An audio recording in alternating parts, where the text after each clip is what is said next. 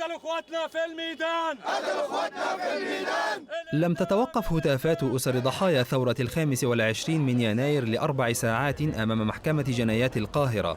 فمع بدء الجلسة الثانية لمحاكمة حبيب العدلي وزير الداخلية الأسبق و6 من كبار مساعديه في قضية قتل المتظاهرين أثناء الثورة المصرية، ظل عشرات الأشخاص الذين منعوا من الدخول إلى قاعة المحكمة يرددون هتافات مطالبة بالقصاص ممن قتل أقرباءهم كما يقولون.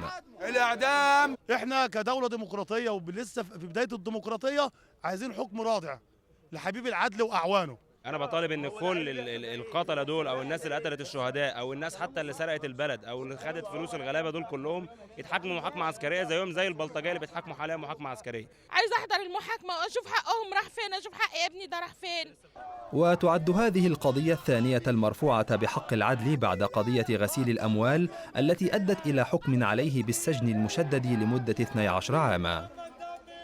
يطالب هؤلاء المتظاهرون بمحاكمة عادلة، ومن أجل ذلك حضرت منظمة أمنستي انترناشونال لمراقبة جلسات إحدى أكبر قضايا ثورة 25 من يناير.